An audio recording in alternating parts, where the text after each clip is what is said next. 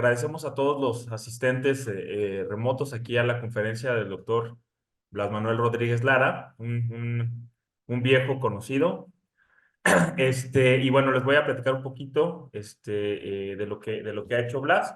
Pues el doctor Blas ha enfocado sus esfuerzos de investigación en el uso de simetrías para estudiar la interacción de radiación-materia en óptica clásica y cuántica, utilizando grupos de Lie. En óptica cuántica, particularmente ha contribuido de manera continua al entendimiento del modelo de Rabi, utilizando supersimetrías. En óptica clásica ha estudiado las características de haces estructurados con momento angular y sistemas fotónicos integrados bajo el mismo punto de vista. El día de hoy, Blas nos va a compartir esta plática que le agradecemos mucho, titulada Estados coherentes de modos Laguerre-Gauss. Y pues bueno, les compartimos ya por correo el resumen y sin más preámbulo le damos la bienvenida y agradecemos a Blas que esté aquí con nosotros y pues comenzamos. Muchas gracias, Roberto. Es un gusto estar con ustedes.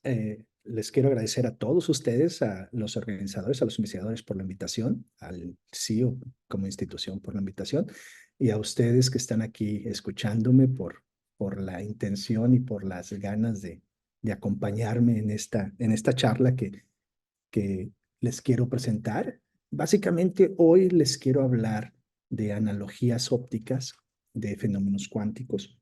En particular, les quiero platicar de una analogía que nos encontramos en finales del año pasado, principios de este año, que nos sorprendió. Es una analogía muy boba, pero nos sorprendió que nadie la había explorado, ¿no? Y las cosas tan bonitas que pueden resultar de ella, ¿no? Y son los estados coherentes de modos Laguerre-Gauss. Voy a tratar de medio darles una explicación acerca de qué son para los que no están familiarizados con ellos, pero supongo que si todos están haciendo óptica, en algún momento vieron los modos Laguerre-Gauss cuando vieron la ecuación paraxial, así que tampoco me voy a clavar tanto en ese lado, pero si tienen dudas, párenme y díganme, y con mucho gusto trato de no empeorar sus dudas, ¿no? Este, esto obviamente no es trabajo mío nada más, es un equipo de gente que estamos trabajando, que nos gusta platicar acerca de física, que nos gusta tratar de empujarnos unos al otros a hacer más cosas, ¿no? Y la gente está en el TEC de Monterrey, como el profesor Benjamín Pérez García, que es una de las personas que hace los experimentos que van a ver de algunos de los resultados. Están también en Louisiana State University, que ahí está el profesor Omar Magaña Loaiza, que hace los experimentos del lado cuántico. Benjamín hace los experimentos del lado clásico. Está también el profesor Luis Miguel Nieto Calzada en la Universidad de Valladolid, que es un profesor muy importante por su trabajo en grupos de Lie y álgebras abstractas. Es un profesor ya grande, tiene sus 60 y algo de años, pero es un experto en todo el uso de simetrías para la física y es una de las primeras personas, de hecho, que hicieron una match entre supersimetrías y óptica. Es uno de los primeros artículos que yo conozco en el tema, es de él y del profesor Negro, por ejemplo. Y también otro profesor que nos apoya un montón es el doctor Francisco Martín Gutiérrez, que también él se trabaja con láseres y trabaja con sistemas no lineales y tiene un montón de colmillo en la parte de aplicaciones más industriales y es donde nos echa la mano, ¿no? Hay un par de postdocs, buenísimos ellos, Dilia Aguirre Olivas y Gabriel Mellado Villaseñor, que son fantásticos en el laboratorio y en propagadores numéricos. Entonces, toda la chamba de propagación numérica, muy probablemente la hicieron ellos. También la primera parte del trabajo fue la tesis de maestría de María del Pilar Morales, que la hizo con Luismi en Valladolid y también bajo mi dirección. Y los resultados más recientes está trabajando María con Eduardo García Herrera, que es un estudiante recién graduado de licenciatura, y Adolfo también fue un estudiante de licenciatura que estuvo trabajando con las cosas que vamos a ver de fibras parabólicas en medios green, y el resto, la parte matemática de la teoría, es trabajo de Eduardo, de Fernando, de Ruelas, de Gil y de Ernesto durante su semestre de investigación del TEC de Monterrey, cuando ellos estaban en licenciatura en séptimo semestre. Entonces, las cosas que vamos a ver no se sorprendan, son muy sencillas, son cosas que pueden parecer hasta intuitivas a veces, ¿no? Eh, el trabajo que les quiero presentar es un resumen, es una historia, un cuento de estos manuscritos, ¿no? Es un scientific report sobre, que es el scientific report de Hill, Ruelas y ellos, sobre el oscilador armónico y sus simetrías y cómo podremos utilizar ese oscilador armónico en sistemas físicos, por ejemplo, ese New Journal of Physics ahí de Fer y de Lalo, que es agarrar un sistema cuántico, un ion atrapado, un átomo neutro en una latiz óptica y aprovechar que se podemos controlar en el tiempo sus características para hacer ingeniería de estados que nos sirvan para algo, para medir principalmente, ¿no? Y el grueso, estos dos trabajos son el fondo, es la base teórica, la base de las simetrías de los osciladores, la base de las estructuras algebraicas que voy a utilizar. Y la parte de analogías entre estados coherentes y modos ópticos la pueden encontrar en este Optics Letters que acaba de salir, que es el trabajo, un resumen del trabajo de tesis de maestría de Pilar. Y en este archive que está en preprint, que ahorita está en refereo, nos acaban de dar la primera vuelta sobre cómo podemos utilizar este tipo de haces de luz estructurada en sistemas, por ejemplo, de fibras de índice de refracción de gradiente con forma parabólica y ver que la luz hace cosas que no estamos acostumbrados a ver que haga, ¿no?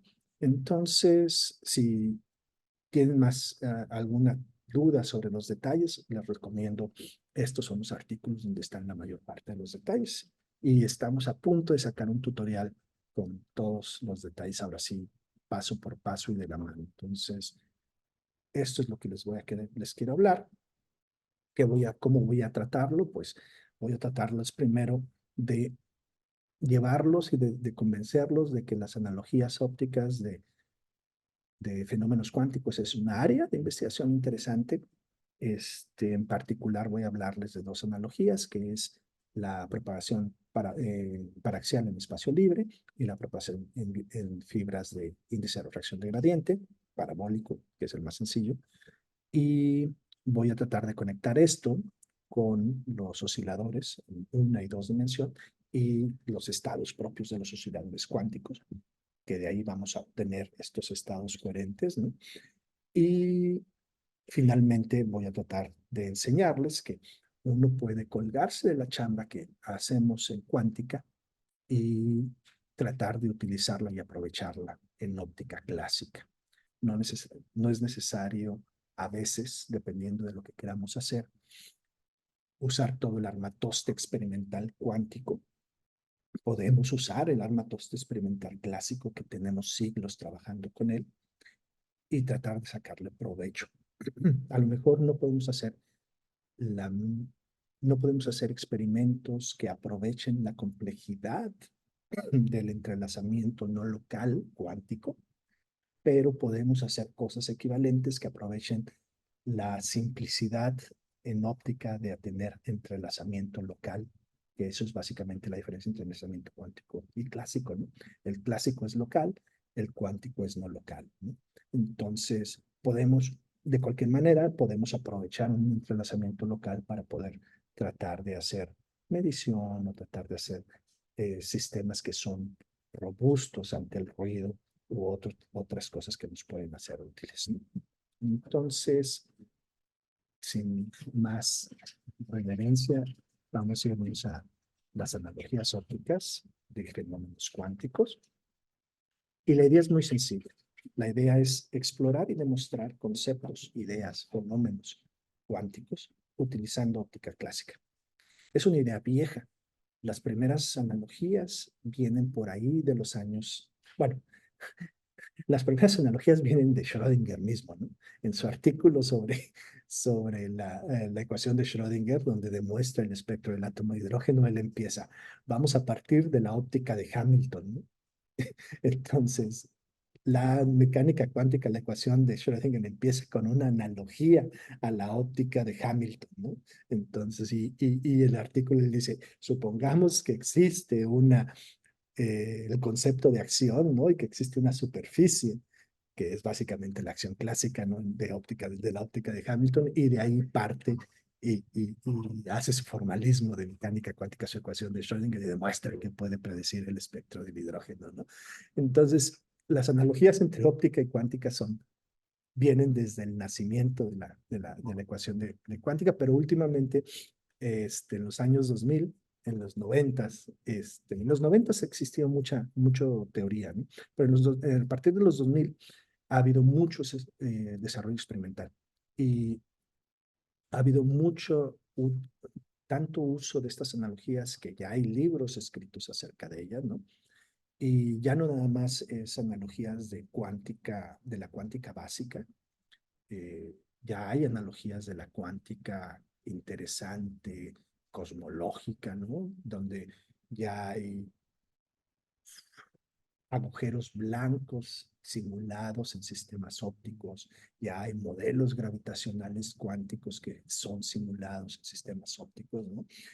Y hay otras cosas que también nos han ayudado, por ejemplo, en sistemas fotónicos, circuitos fotónicos integrados, hay un montón de analogías que nos permiten hacer compuertas ópticas en sistemas clásicos que pueden tener uso para procesamiento de información, o hay analogías, por ejemplo, la localización en medios ruidosos, ¿no? Que nos permiten hacer switcheo, que nos permiten hacer un montón de cosas en circuitería óptica clásica o inclusive hasta en láseres, ¿no? Entonces, si no conocían las analogías ópticas de sistemas cuánticos, se las presento, les sugiero que les echen un vistazo. Es fantástico lo que uno puede hacer con estas cosas, ¿no? Y la óptica se presta, la óptica es fantástica en esta dirección, es algo hermoso. Entonces, yo soy un poquito más matemático, no soy tan visual, no puedo ver cosas en mi cabeza, entonces la forma en que entiendo las cosas es con ecuaciones. A lo mejor a algunos de ustedes les sirve también ver una ecuación, así que les presento la ecuación paraxial en la primera línea, ¿no? Y si se fijan, es una ecuación diferencial parcial de segundo orden de tipo parabólico. Y la ecuación de Schrödinger, que está en la segunda línea, es una ecuación diferencial parcial de tipo parabólico. Entonces, matemáticamente son la misma situación. Lo único que tenemos que tener cuidado es que este vector de propagación, bueno, en magnitud del vector de propagación o número de onda, tiene que tener, ¿cómo se llama? Una estructura similar a la estructura de los eigenvalores y del potencial. Y eso, lo divertido es que podemos tener sistemas ópticos en donde esa estructura es similar. Quiero tomar un instante. ¿Ustedes ven mi cursor? No, no, no lo vemos, Blas. Esa es una muy buena pregunta. Eso es algo que no checamos y no sé cómo hacer que se vea mi cursor. ¿Alguien sabe? Ah, la verdad es que, a Yo ver, también. debe estar en presentación, ¿no? Ahí tienes Es lo que estoy tratando de ver.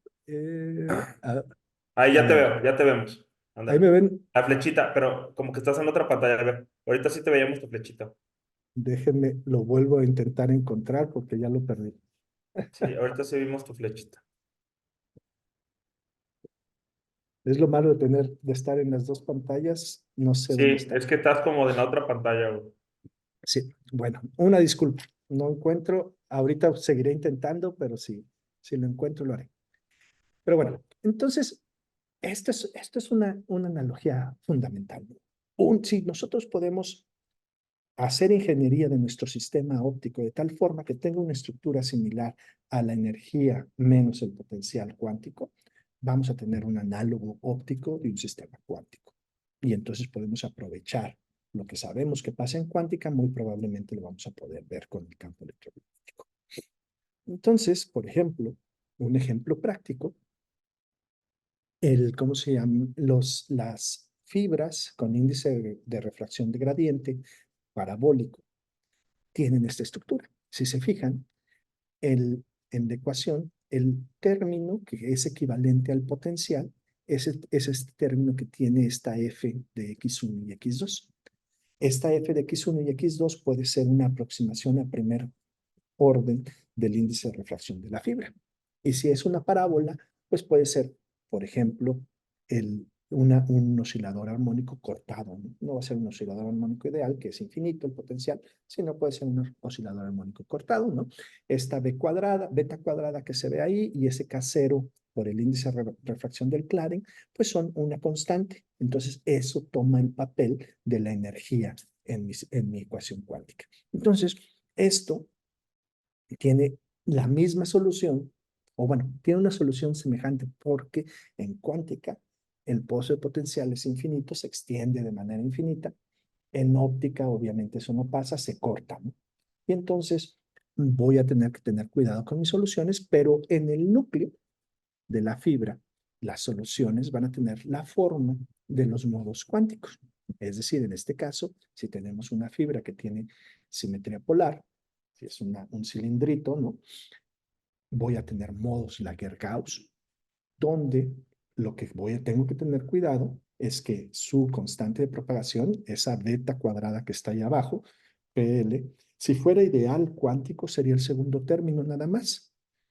Dependería nada más de 2 veces P más el valor absoluto de L, pero como no es ideal, es finito, se corta ese potencial, entonces tengo este término extra, ¿no?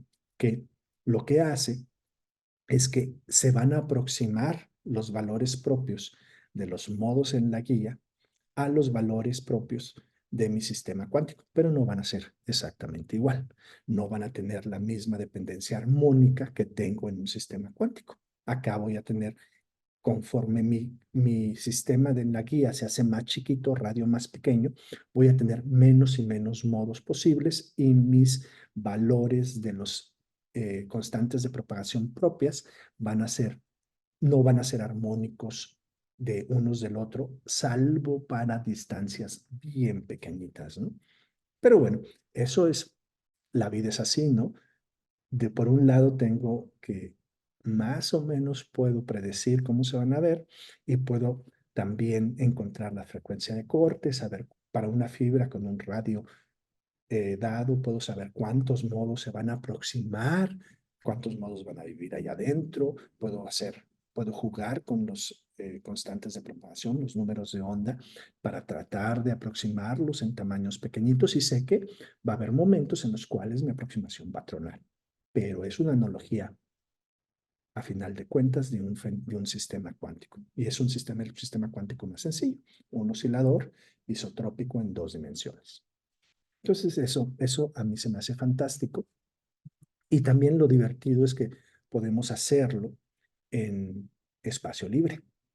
Por ejemplo, la ecuación paraxial, por ahí todos ustedes, estoy casi seguro que todos ustedes la han visto en sus cursos de óptica, tiene una solución que es los haces tipo Laguerre-Gaussianos. Y entonces lo divertido es de que podemos escribir esos haces tipo Laguerre-Gaussianos en términos de los modos del oscilador armónico cuántico, ¿no? Entonces, vamos a tener ahí que voy a tener los modos Laguerre-Gauss cuánticos adentro de mi solución clásica para óptica clásica para propagación libre. Y lo único que va a pasar es que van a estar escalados, ¿no? Su componente radial va a estar escalada por la cintura de Rayleigh de mi haz gaussiano y su fase va a estar, no le va a pasar nada, ¿no? Entonces eso a mí también se me hace muy divertido. Obviamente no va a ser tan bonito y tan simple como, como lo cuántico, que son mis modos Laguerre-Gauss, donde sé que mi índice P me va a decir el número de anillos que voy a tener y mi índice L me va a decir el número de veces que la fase va a dar vueltas de 0 a 2pi, ¿no?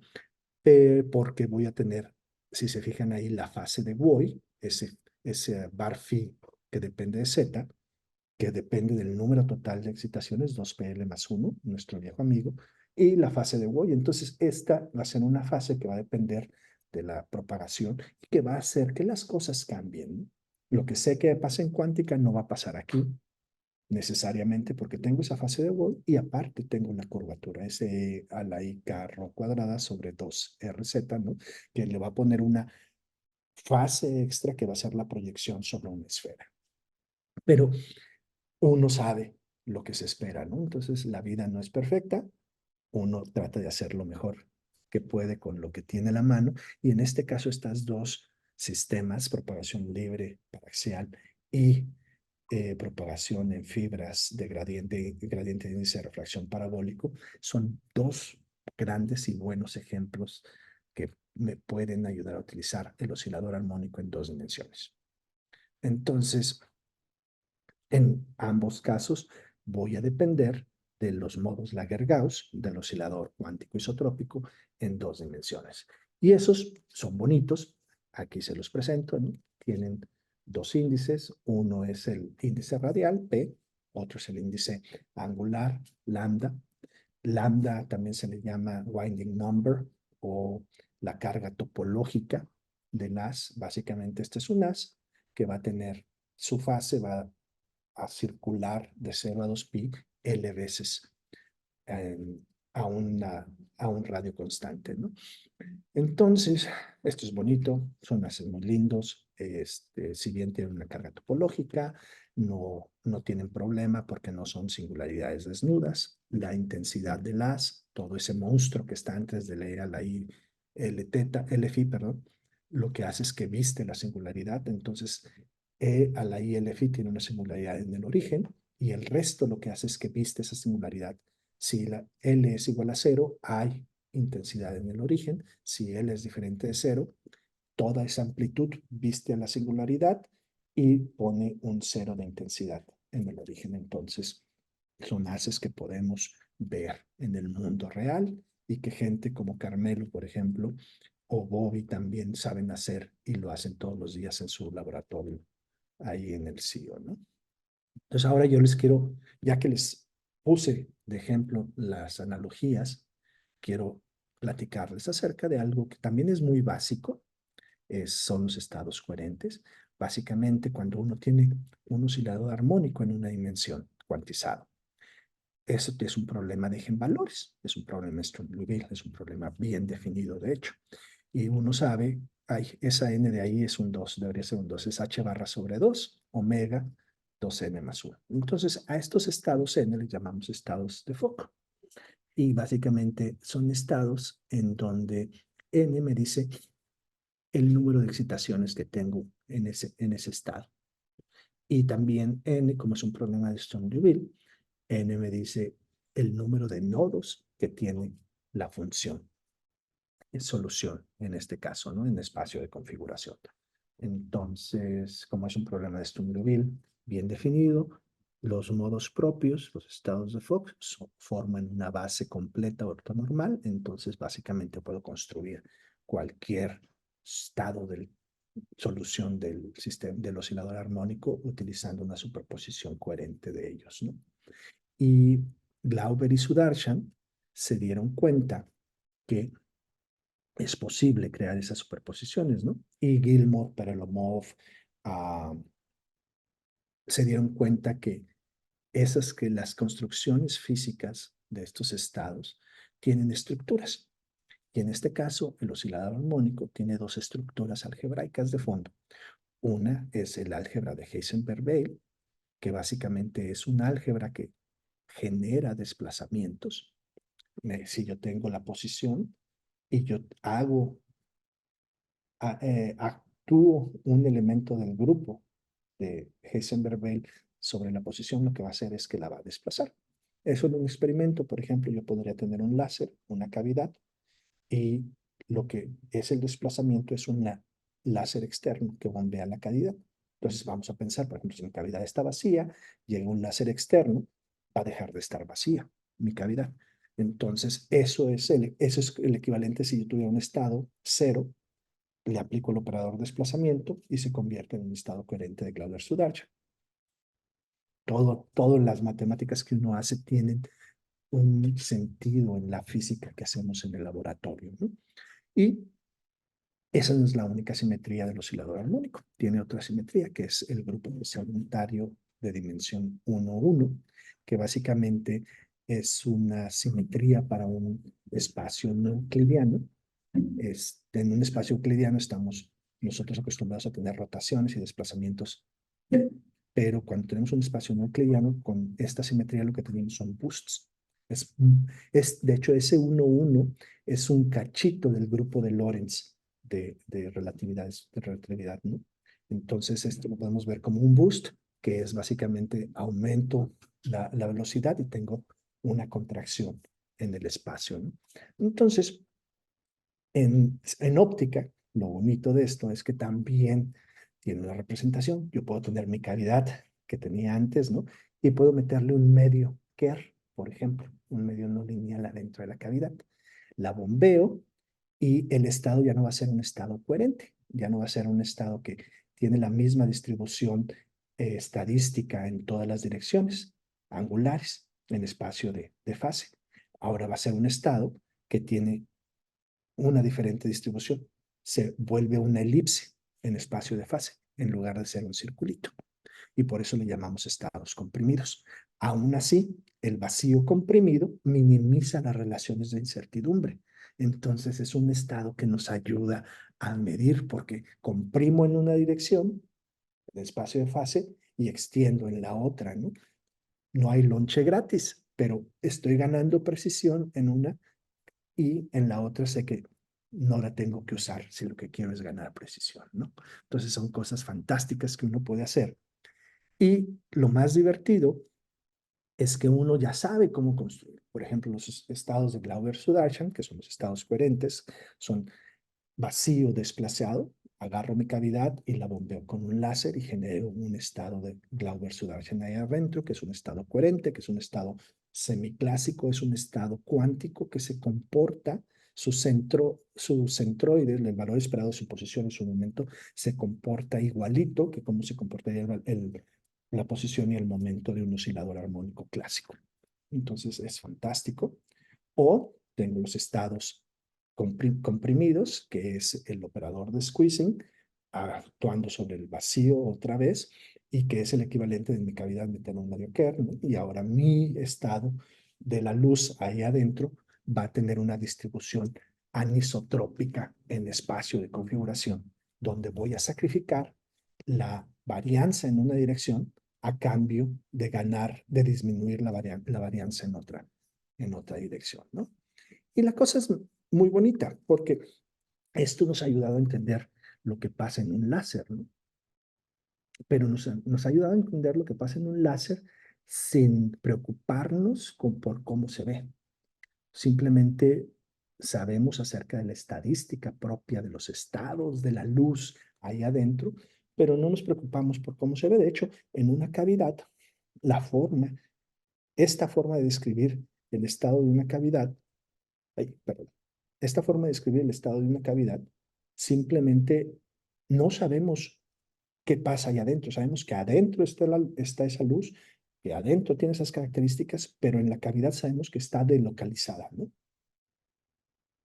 En la cintura gaussiana, del perfil gaussiano, pero la luz allá adentro está delocalizada, no sabemos en qué punto está, es una descripción estadística. Lo divertido es que también podemos hacer lo mismo con el estado, con el sistema, el oscilador armónico en dimensión 2. Es un problema, es un Liouville otra vez la solución va a ser una base completa, ortonormal, que me va a permitir construir todas las soluciones posibles para este sistema. Ahora, en lugar de tener una etiqueta, voy a tener dos etiquetas. La suma de esas dos etiquetas más uno multiplicado por h barra omega me va a dar la energía total del sistema, ¿no? Y ahora, como tengo dos dimensiones, tengo diferentes simetrías. Tengo la simetría estándar, la de Heisenberg-B, que son desplazamientos. Mi espacio de fase ahora tiene dimensión 4, son 2 grados de libertad. Una posición y un momento para la dirección X, una posición y un momento para la dirección Y. Entonces, recuerden, espacio de fase tiene dimensión 4, pero espacio de configuración, X y Y, tiene dimensión 2. Estos operadores son desplazamientos en el espacio de fase de dimensión 4. son rotaciones en el espacio de fase de dimensión 4, son compresiones en el espacio de fase de dimensión 4. Pero lo divertido es que también son desplazamientos, rotaciones y compresiones en espacio de configuración. Y en el cachito de configuración que vemos, se comportan justo como esperaríamos. Si nosotros tomamos X y vemos el álgebra de Heisenberg, lo que va a hacer es que me va a desplazar en la dirección X y en la dirección Y. Tengo dos operadores de desplazamiento. Si yo tomo el álgebra de tipo SU2 en espacio de configuración, en el plano XY, lo que voy a darme cuenta es que voy a rotar alrededor voy a tener rotaciones complicadas porque realmente las rotaciones es una esfera, ocurren en una esfera de Bloch de dimensión 3, ¿no? Entonces, dependiendo de los valores de alfa y alfa conjugado, voy a tener rotaciones que pueden ser rotaciones alrededor de Z y de Y, alrededor de Z y de X, alrededor de Z solamente, alrededor de X solamente, alrededor de Y solamente. Pero esta es una rotación generalizada que se puede traducir en una rotación en el plano, ¿no? Dependiendo de los valores que tenga en el espacio, en el plano de espacio y configuración, aunque sabemos que es una rotación en espacio de fase de dimensión 4. Y con squeezing pasa lo mismo. Voy a tener que si en espacio de configuración, si se alarga algo, se va a comprimir en la otra dimensión. Y esto va a pasar también en espacio de configuración, en espacio de fase, en espacio de dimensión 4, pero nuestra proyección va a tener una situación similar. Entonces, esto es fantástico porque nos da una idea de lo que va a pasar, ¿no? Y la cosa interesante es que en cuántica, donde solamente nos interesa la estadística, podemos construir estados coherentes y ya nada más los estados coherentes de vacío. Podemos construir los estados coherentes sobre cualquier estado inicial. Por ejemplo, en cuántica sabemos que hay unos estados que se llaman estados coherentes no lineales, que también se les llama estados desplazados de número, que tienen estadística que no minimizan el principio de incertidumbre de Heisenberg, pero tienen mínimos en el principio de incertidumbre de Heisenberg y que además sabemos que tienen distribuciones que son isotrópicas o anisotrópicas dependiendo del subnúmero de nodos en el espacio, ¿no? Entonces, estadísticamente sabemos un montón de estos espacios. Les presento la expresión, es horrible. Estas funciones U que se ven ahí se llaman funciones hipergeométricas de Tricomi, pero son re lindas, ¿no? Estas expresiones, porque todas estas funciones las podemos calcular de manera numérica y existen paqueterías que nos dan los valores, no tenemos que preocuparnos por eso. Entonces podemos trabajar con todo esto. Las desigualdades de Schrödinger, de Heisenberg, por ejemplo, ya son conocidas, son fáciles de calcular, no tienen mucha ciencia, ¿no? Y lo más divertido es de que si uno utiliza el formalismo en primera cuantización, uno se da cuenta que es simplemente un desplazamiento. Entonces lo que vamos a ver al ratito es justo esto es un desplazamiento en espacio de configuración. Los estados de rotación también se llaman estados coherentes generalizados de spin. Otra vez, si se aplica sobre el espacio, sobre el estado de vacío, me dan estados de Bloch que minimizan el principio de incertidumbre de Heisenberg, pero lo puedo aplicar sobre cualquier estado y esta es la fórmula la forma de generarlos de superposición coherente. Esa función 2F1 es una hipergeométrica de Gauss, es la otra forma de referirnos a ella, la función 2F1. Si M es diferente de menos J, entonces lo que va a pasar es que este estado no va a minimizar el principio de incertidumbre de Heisenberg, pero va a tener mínimos locales para ciertos valores de alfa, que van a depender de M, ¿no? Y esto también nos ayuda a hacer un montón de cosas. Estos en particular, sus distribuciones son muy bonitas, son muy simétricas y nos vamos a dar cuenta que pueden ayudar en cosas donde podamos tener, donde necesitemos tener estados que son robustos a variaciones angulares, por ejemplo. El tercero son los estados de squeezing. También esos se les llama igual, ¿no? O sea, puedo tener un vacío comprimido que va a minimizar relaciones de incertidumbre de Hertzberg, que son los que utilizamos para medir. Estos son de dos modos, entonces tenemos 4 variables en las cuales podemos jugar para minimizar. Posición 1, posición 2, momento 1, momento 2. En óptica podemos jugar fácilmente solamente con posición 1 y 2, porque es lo que podemos ver en irradiancia. Si queremos movernos a momento 1 y 2, tenemos que tener la capacidad de medir fases, que no es tan fácil en óptica, pero es fácil. No es tan fácil, pero es posible hacerlo, ¿no? Entonces, este monstruo acá también está en función de las funciones hipergeométricas de Gauss, y también podemos hacer toda su estadística. Esta es la estadística de estos estados, no es tan familiar, pero es fácil, se puede hacer con un poquito de paciencia y podemos ver para qué podemos usarlo. Entonces, esto de una u otra forma se conoce en cuántica. Y estos, uno podría pensar, oye, en clásica uno debió haberle sacado provecho a esto si conocemos toda su estadística, ¿no? Y resulta que nos dimos cuenta que no.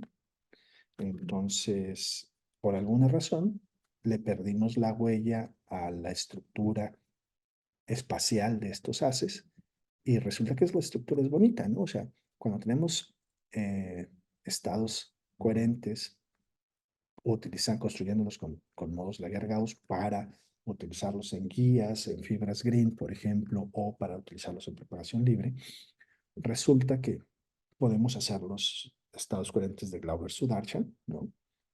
En donde podemos construir un haz gaussiano o podemos construir un haz con carga topológica 1, 2 o lo que sea, ¿no?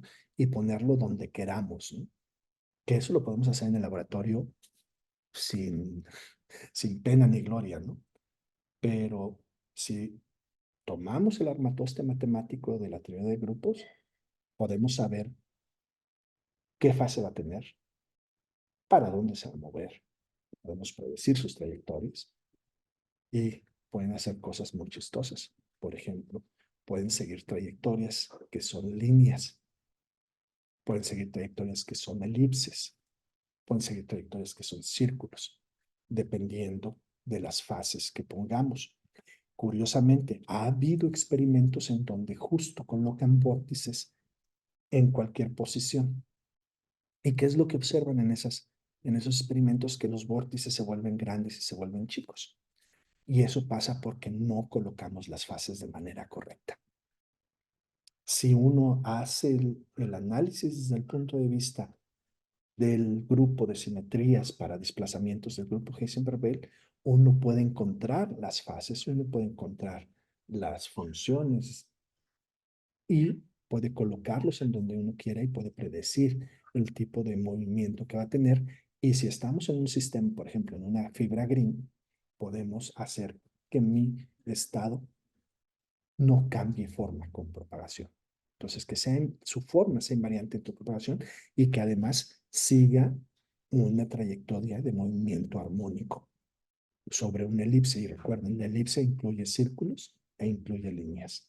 Y este es un ejemplo. Entonces, por ejemplo, podemos tener estados de Bloch, que son básicamente estados de Laguerre-Gauss rotados. Y los estados de Laguerre-Gauss rotados, por ejemplo, si escogemos nuestro parámetro para que mi amplitud del parámetro coherente sea pi4, me regresa a los estados de Hermite. Todos estos son estados de Hermite.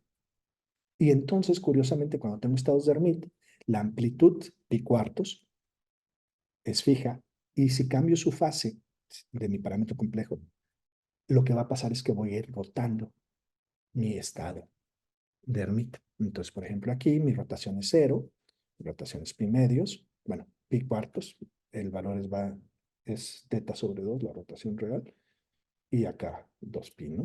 Entonces, pasan cosas muy bonitas, ¿no? Mi fase es la fase de un estado de Hermite-Gauss, entonces soy feliz, ¿no? Obviamente, esto lo puedo hacer para estados, para otros estados, ¿no? Puedo tener un estado generalizado de spin, un estado coherente generalizado de spin. Y obviamente puedes coger algo distinto que alfa igual a pi cuartos, ¿no? Y entonces voy a tener cruces, voy a tener elipses, voy a tener figuras muy, muy raras, ¿no? A las cuales le puedo tratar de sacar utilidad. Y finalmente, puedo tener vacío coherente, ¿no? Perdón, vacío comprimido. Y en este caso es muy bonito. El vacío comprimido o los estados de número comprimido, lo que van a hacer en espacio de configuración es que van a respirar. Se van a hacer grandes, van a llegar hasta una fase compleja de pi y luego se van a volver a hacer chiquitos. Entonces voy a tener modos que respiran en espacio de configuración, en su configuración de intensidad, y su fase va a ir de un vórtice topológico estándar a un vórtice topológico ¿cómo se llama?, de espiral, o inclusive puede ser no, pues no, voy a perder ese vórtice, ¿no? Y voy a tener una distribución como la de aquí arriba, de la figura de en medio, ¿no? Que son fases concéntricas en donde el cambio de fase es radial en lugar de angular, ¿no? Y entonces esto también es muy bonito porque aparte me dice que si pongo algo ahí con un índice de refracción adecuado, ¿no? Puedo hacerlo girar sobre su propio eje, pero puedo hacerlo girar sobre su propio eje no nada más en la forma tradicional, ¿no? Puedo tener ahí corrientes de ¿cómo se llama? Perdón, esfuerzos de tensor, ¿no? Ahí adentro, ¿no? Entonces está genial eso. Puedo hacer muchas cosas con esto y lo bonito es de que también las fases se pueden volver más complicadas si lo que hago es comprimir estados de número en lugar de comprimir solamente estados de vacío, ¿no? Este es el tipo de estructuras que uno puede tener.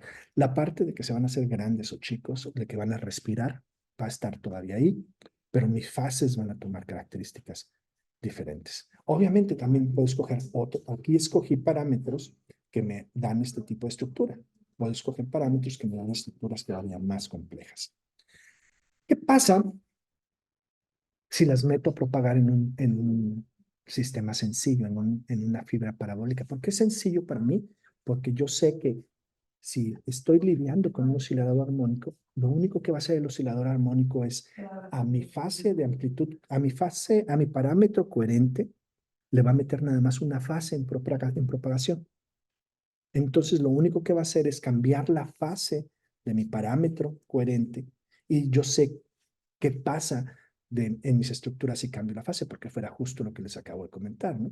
Y entonces, por ejemplo, aquí tengo en la figura 2, en la figura del lado derecho, tengo una fibra que le alimento un estado desplazado y si se fijan, le metí los parámetros para tener una trayectoria circular y sigue una trayectoria circular, sin hacerse grande, sin hacerse chiquito, sin escalarse, manteniendo su forma invariante de aprobación, pero siguiendo una trayectoria armónica.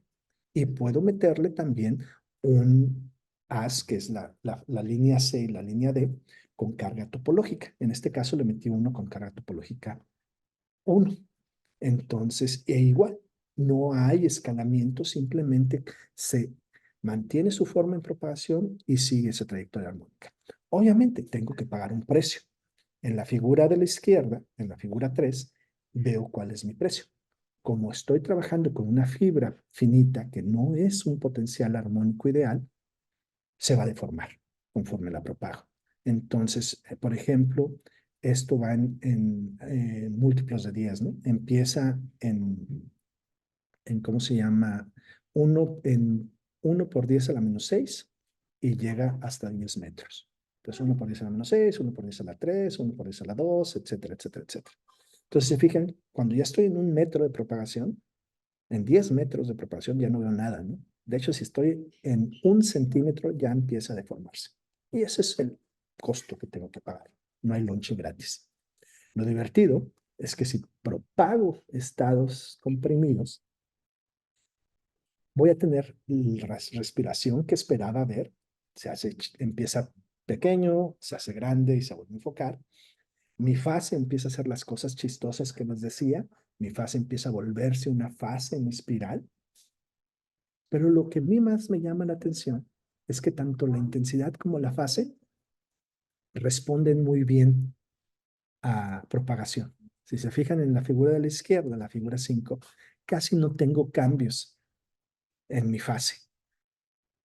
Entonces, eso a mí me gusta un montón, ¿no? Porque a lo mejor, por alguna razón que todavía no entiendo, son bastante robustos ante tener un sistema finito, ¿no?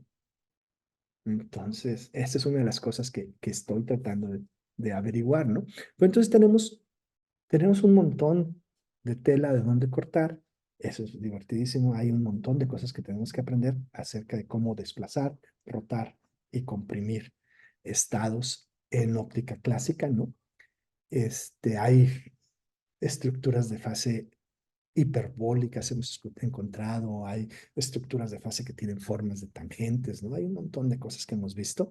Y lo que yo quiero que se lleven de conclusión hoy es que la las analogías ópticas, en particular las analogías ópticas de estados coherentes de óptica cuántica, nos dan haces con una estructura espacial que tienen características estadísticas muy bien definidas y que ya conocemos desde hace un montón de tiempo, ¿no? Y, por ejemplo, nos dan estados que minimizan incertidumbre en sus componentes y que son resistentes, invariantes ante propagación, ¿no? Y que a lo mejor eso nos puede sugerir que los podemos utilizar en comunicaciones ópticas, ¿no? O también tenemos sistemas que minimizan incertidumbre, ¿no? Y además, por ejemplo, si le agregamos un grado de libertad, polarización, ¿no? Derecha, izquierda, horizontal, vertical, podríamos aprovechar este entrelazamiento local clásico para utilizar los protocolos de sensado o de medición cuánticos en óptica clásica, ¿no? Y que nos pueden ayudar a medir, a sensar, a predecir, a estimar algo. No sé, por ejemplo, si lo tenemos en fibras, cambios de índice de refracción en la fibra que puedan ser debidos a temperatura, presencia de un gas, presencia de otro material, de un líquido, etcétera, etcétera, etcétera, ¿no? Y a lo mejor hasta con un poquito más de precisión de lo que podemos hacer en este momento.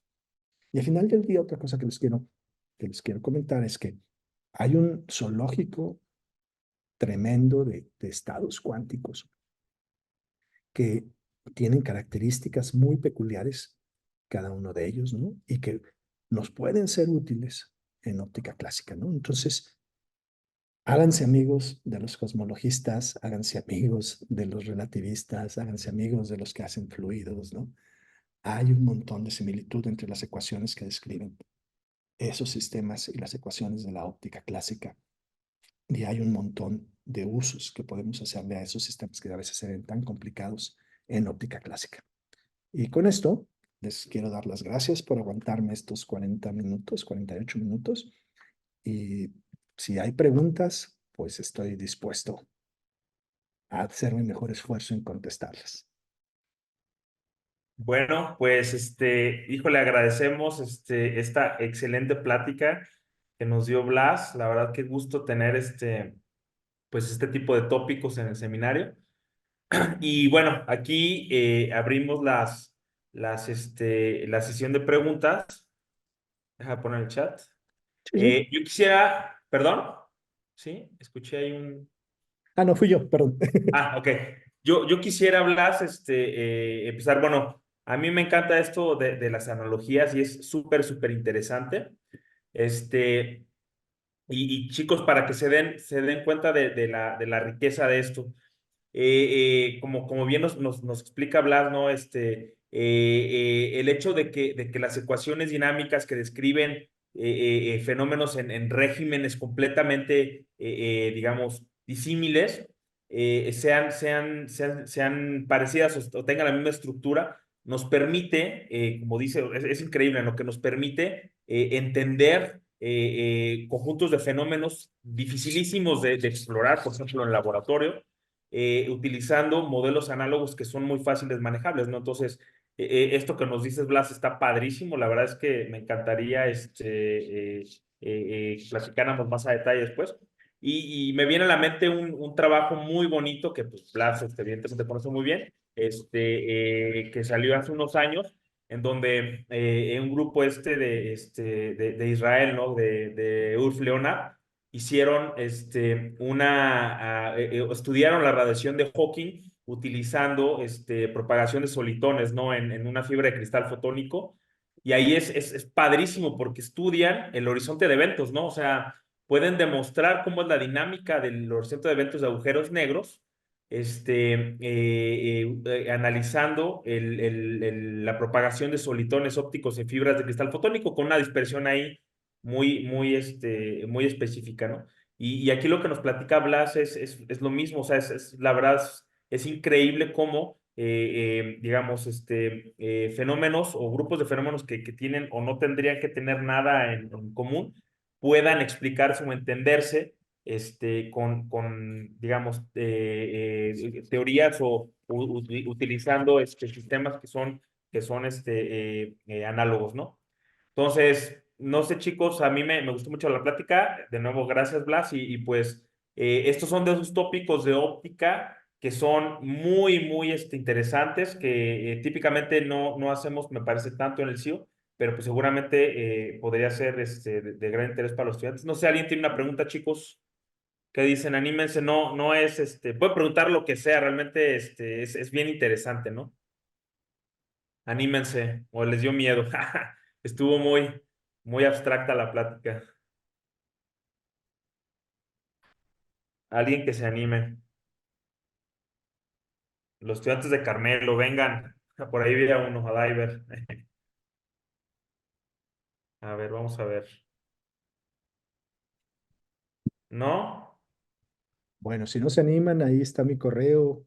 Si algún día si tienen alguna pregunta y no se animan a hacerla en público, ahí está mi correo y con mucho gusto los puedo ayudar si No, tienen y dudas. seguramente yo, bueno, tengo ahorita porque la está fuera y está atendiendo otros temas, pero pues la idea es invitar a Blas a que conozca el CIO. Ya ha venido un par de veces, una vez vino y que venga de nuevo, y pues seguro que platiquemos con Carmelo, con Laura, sí, hacer una buena reunión y pues chicos que aprovechen porque estos temas de óptica son súper interesantes. Y pues bueno, si no hay preguntas, no hay otros comentarios. Agradecemos de verdad a Blas por el tiempo, por esta excelente plática y seguramente seguiremos en contacto. Bueno, Un pues gusto, muchísimas muchas gracias gracias. por la invitación. Te mando ahí tu constancia y pues seguimos en contacto, Blas. Muchísimas gracias. Gracias. Sale, que estés bien. Chao. También ustedes, chao.